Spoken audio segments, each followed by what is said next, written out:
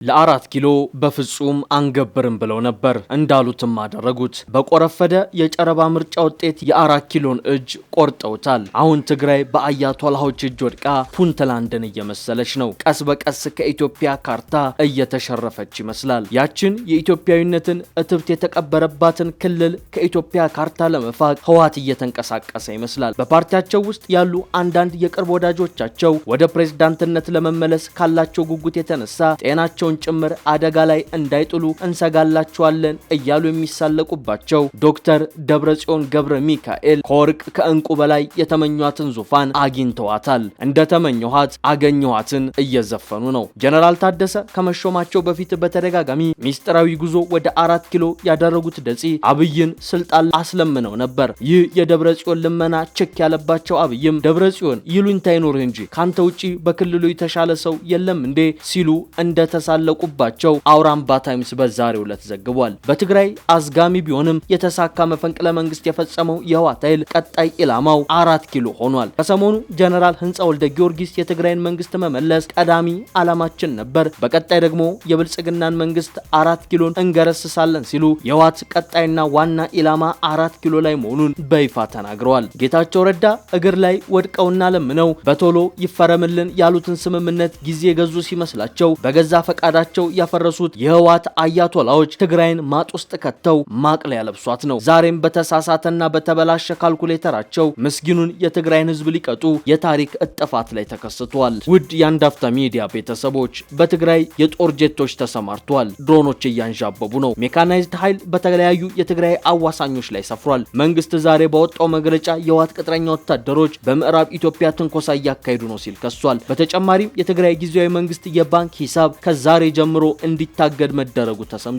ይህ የእርምጃዎች ሁሉ ጅማሬ ነው። በቀጣይ ምን ሊፈጠር ይችላል የሚለው አሳሳቢ ነው። ጉዳዩን በተንተንና ዘርዘር አድርገን እንመለከተዋለን። ቪዲዮውን ላይክ አድርጋችሁ በመጀመር ጥቂት ደቂቃዎችን አብራችሁን እንድትቆዩ ግብዣችን ነው።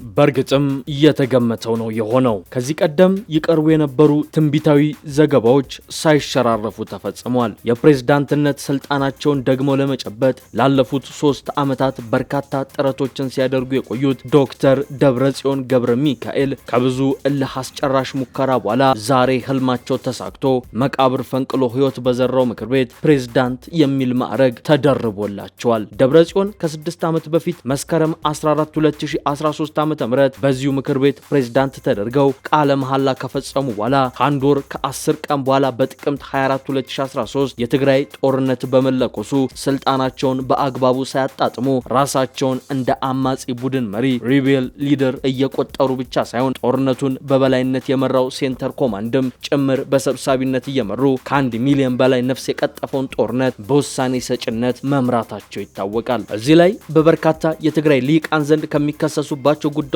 አንዱ በበቂ ሁኔታ ሳይዘጋጁ የተዘጋጁ መስለው ለብዙ የትግራይ ልጆች እልቂት ምክንያት የሆነ ጦርነት ውስጥ ገብቷል የሚለው ነው። እንዲያም ሆኖ ይህ ለ2 ዓመት የዘለቀው ደም አፋሳሹ ጦርነት በዓለም አቀፉ ማህበረሰብ ጥረት በድርድር ተቋጭቶ በጥቅምት 23 2015 የፕሪቶሪያ የሰላም ስምምነት እንዲፈረም ሆነ። በዚሁ ስምምነት መሰረት በተቋቋመው ጊዜያዊ አስተዳደር ውስጥም ቢሆን ደብረጽዮን ራሳቸውን ፕሬዝዳንት አስደርገው አስወሰኑ። ሆኖም የእሳቸውን ሹመት ጠቅላይ ሚኒስትር አብይ አህመድ በወቅቱ ባለመቀበላቸው በሳቸው ምትክ አቶ ጌታቸው ረዳ እንዲሾሙ ተደረገ። ሆኖም በዚህ ደስተኛ ያልሆኑት ደጺ ከጥቂት ቆይታ በኋላ የአቶ ጌታቸውን ስልጣን መፈታተን ቀጠሉ። በተለይ ከ1 ዓመት ቆይታ በኋላ የፓርቲያቸውን መዋቅር እንዲሁም የሰራዊቱን ከኮር በላይ የሚባልን ህዋስ ተጠቅመው አቶ ጌታቸውን ከመቀሌ ያስባረሩ። ደብረጽዮን ያንን የጸረ ጌታቸው ዘመቻ በስኬት የመሩት ወደ ስልጣን እመለሳለሁ በሚል ግምት እንደነበር የሚገልጹት ታዛቢዎች እንደዛም አድርገው ወደ ፕሬዝዳንትነት የመመለሳቸው ህልም አልጋ በአልጋ አልሆነላቸውም ነበር። የጌታቸውን ከስልጣን መነሳት ተከትሎ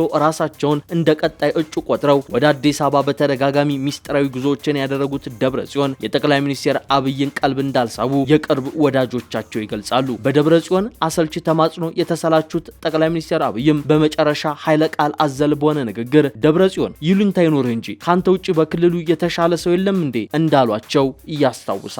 በእርግጥም ፓርቲያቸውም ህወሓትም በደብረጽዮን እጩነት ሙሉ መተማመን እንዳልነበረው የሚገልጹት አንድ የፓርቲው ከፍተኛ አመራር አባል አንተ እጩ እንድትሆን ሳንፈቅድልህ ወደ አዲስ አበባ ተጉዘ ራስን በእጩነት ማቅረብ አልነበረብህም ተብለው እንደተተቹ ለአውራምባ ታይምስ ይናገራሉ።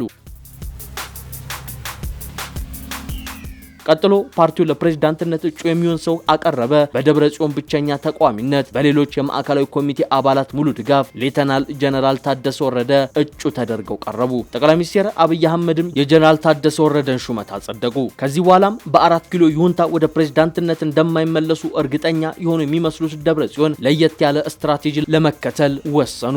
ያንንም አደረጉት። አውራምባ ታይምስ ያነጋገራቸው አንድ የፓርቲው የማዕከላዊ ኮሚቴ አባል ዶክተር ደብረጽዮን ለአቶ ጌታቸው የሰጡት የአንድ ዓመት እፎይታ ለጀነራሉ አልሰጧቸውም ሲሉ ይጀምራሉ። ዶክተር ደብረጽዮን ታማኝ ሰዎቻቸውን በማሰማራት ጽምዶ የሚባለውን ድንበር ተሻጋሪ እንቅስቃሴ ሲያስጀምሩ ጀነራል ታደሰ የፕሬዝዳንትነት ስልጣን ከተረከቡ ገና 3 ሳምንታቸው ነበር ይላሉ። ከጽምዶ ጋር ተገናኝቶ የተነደፈው ፍኖተ ካርታም በጋራ እንደተነደፈ ያነሳሉ። በፓርቲያቸው ውስጥ ያሉ አንዳንድ የቅርብ ወዳጆቻቸው ወደ ፕሬዝዳንትነት ለመመለስ ካለው ጉጉት የተነሳ ጤናውንም ጭምር አደጋ ላይ እንዳይጥል እንሰጋለታለን እያሉ የሚሳለቁባቸው ዶክተር ደብረጽዮን ዛሬ ተሾመዋል። ለጉዳዩ ቅርበት ያላቸው ምንጮች እንደሚሉት ደብረጽዮን ገብረ ሚካኤል የጀነራል ታደሰን አስተዳደር መገዝገዝ የጀመሩት ታደሰ እንደተሾሙ ገና ነው። በፓርቲያቸው መዋቅር ውስጥ ካሉ ማመዛዘን የማይችሉ ካድሬዎችና በዲያስፖራ ከሚገኙ እጅግ ጥቂት ጭፍን ደጋፊዎች በስተቀር ምንም አይነት ህዝባዊ ድጋፍ እንደሌላቸው የሚነገርላቸው ደጺ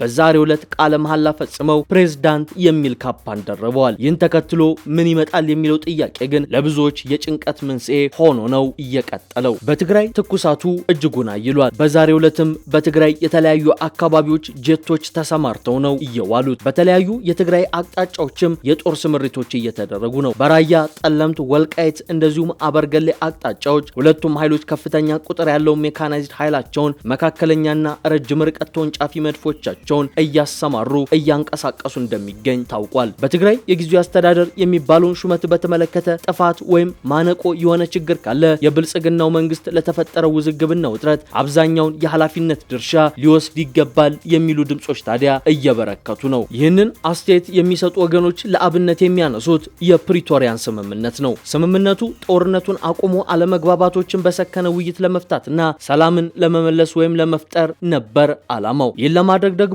ከህወሓት ጋር ከሌሎች ጉዳዩ ከሚመለከታቸው ጋር ተከታታይነት ያለው የሰላም ውይይት ማድረግ ስምምነቱን ለማስፈጸም የግድ አስፈላጊ የሆነ የድርድሩ አካል ነበር። ይህንን ለማከናወን ህወሓትን ያለምንም ቅድመ ሁኔታ ህጋዊ ሰውነቱን በስምምነቱ ተደራዳሪ አካል ሲደረግ ጀምሮ የተረጋገጠ ጉዳይ በመሆኑ እንደ አዲስ ተመዝገብ አትመዝገብ ወደሚለው ግጭት ቆስቋሽና የሰላም ሂደቱን ወደ ኋላ የሚቀለብስ እሰጥ አገባ ውስጥ መገባቱ ተገቢ አልነበረም የሚሉት ትችቶች ታዲያ ማዕከላዊ መንግስቱ ላይ የተሰነዘሩ ናቸው።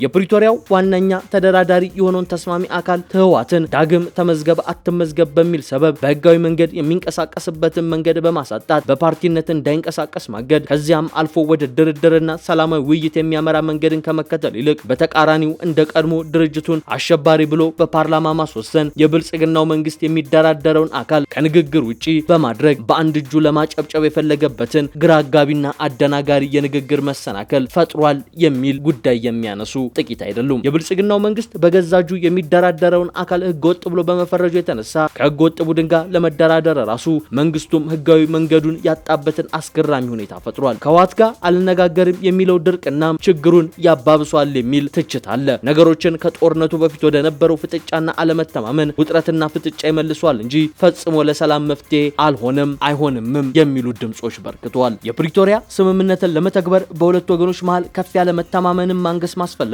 ሳይታለም የተፈታ እንደሆነ ይታወቃል። በብልጽግና በኩል የተደራደረውንና ወደ ሰላም ጠረጴዛ የመጣው ሌላኛውን አካል ህገወጥና አሸባሪ አድርጎ ይህንኑ አካል ያገለለ ፖለቲካዊ፣ አስተዳደራዊ፣ ኢኮኖሚያዊና ሚሊታሪያዊ ሁኔታዎችን በትግራይ ውስጥ ለማቋቋም ወይም ለማንበር መሞከሩ በሁለቱ የፕሪቶሪያ ተስማሚዎች መሃል ሊፈጠር ይገባው የነበረውን የመተማመን ግንኙነት ከመሰረቱ የሚያጠፋና ሁኔታዎችን ቀድሞ በነበሩበት የሚያስቀጥል ተገቢ ያልሆነ ያለመተማመንና የስጋት ውጤትን ያስከተለ ድርጊት ሆኗል። ሆኗል። የህግ ባለሙያው አቶ አሳፍ ኃይሉ በዚህ ጉዳይ ላይ ሰፋ ያለ አስተያየታቸውን ካጋሩ ግለሰቦች መሃል ይጠቀሳሉ።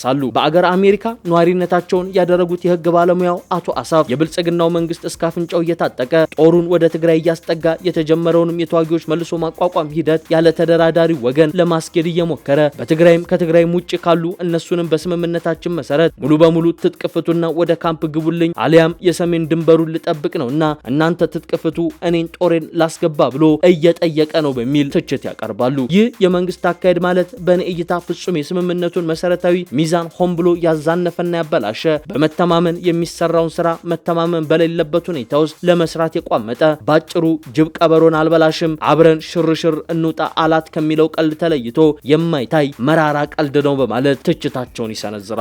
በሰሜን ኢትዮጵያ በተደጋጋሚ ተቀስቅሶ የነበረው ጦርነት የዜጎችን ነፍስ በብዛት እየበላ ጦርነት መሆኑ ይታወቃል። ብዙዎች ቆስሏል፣ መሰረተ ልማቶች ወድመዋል፣ ሚሊዮኖች ተፈናቅሏል፣ ሰራተኞች ከመተዳደሪያ ስራቸው ውጭ ሆነዋል፣ ቤተሰብ ተበትኗል፣ አረጋውያን ያለ ጧሪ ቀባሪ ቀርቷል፣ የመሬት ይዞታዎች ወይም የአካባቢ አስተዳደሮች ከአንዱ አካል ወደ ሌላ ተቀያይሯል፣ ብዙዎች ተፈናቅሏል። እነዚህ ሁሉ የሚያስነሱትና በማያቋርጥ ድርድር፣ መተማመን፣ ውይይት፣ በቁርጠኛ የሰላም ፍላጎት በቅንነትና ያለፈውን ቁስል ላለመድገም በሚወሰድ ቁርጥ ውሳኔ አማካይነት መፍትሄ ማግኘት ያለባቸው ጉዳዮች ነበሩ። የካሳ ጥያቄዎች፣ የጥፋተኝነትና ተጠያቂነት ጉዳዮች፣ ሁሉም የተስማማባቸው የሽግግር ፍትህና የገለልተኛ አስማሚ አስታራቂና ዳኝነትና ግልግል ጉዳዮች ሁሉ በእውነተኛ ድርድርና በመተማመን መፍትሄ ማግኘት የሚጠብቁ አሳሳቢ ጉዳዮች ናቸው። እነዚህን መልስ የሚሹ አንገብጋቢ የህዝብ ቁጣና ብሶትን የሚያባብሱ ጥያቄዎች ወደ ጎን ብሎ ህይወትንና መሰረታዊ አገልግሎቶችን ብቻ ለማቆያ የሚሆን በጀት እየመጸወቱ ህወሓትን በህጋዊ መድረክ እንዳይመጣ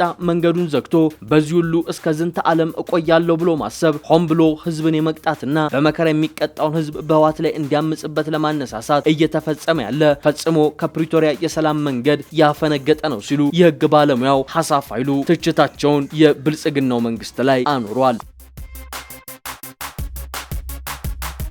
አቶ አሳፍ ኃይሉ ትችታቸውን የብልጽግና መንግስት ላይ ብቻ ቢያወርዱም ህወሓት ግን የፕሪቶሪያ ስምምነት ከተፈረመ አንስቶ በርካታ ስምምነቱን የጣሱ ድርጊቶችን አድርጓል። ለአብነትም በራያ አካባቢ የተሰማራውን በኢትዮጵያ መከላከያ ሰራዊት የሚመራውን ኮማንድ ፖስት እንዲፈርስ በማድረግ በሺዎች የሚቆጠሩ ነዋሪዎች እንዲፈናቀሉ አድርጓል። እንደ ሻዕቢያ ካሉ ለኢትዮጵያ ከማይተኙ ታሪካዊ ጠላት ከሆኑ ድርጅቶች ጋር በመስራትም ኢትዮጵያን ለመውጋት አብሮ እየሰራ ነው። ነገር ግን የህግ ባለሙያው አቶ አሳፍ ኃይሉ ትችታቸውን ህወሓት ላይ ከመሰንዘር ይልቅ ማዕከላዊ መንግስቱ ላይ ብቻ ማኖራቸው ጥያቄን የሚያጭር ቢሆንም ሐሳባቸውን ግን ይቀጥላሉ። በእነዚህ ከላይ በየተራ በዘረዘርኳቸው ምክንያቶችና በሌሎችም ተዛማች ጉዳዮችና ምክንያቶች አንጻር ስንመዝነው አሁን በሰሜን ኢትዮጵያ በተለይም በትግራይና አዋሳኝ ክልሎች የተፈጠረውን ከፍ ያለ ውጥረት በተከታታይ ተግባሮቹ ብሎ አምጦ ያዋለደው የብልጽግናው መንግስት ነው ለማለት የሚያስደፍር ነው በማለትም ሐሳባቸውን ይሰነዝራሉ።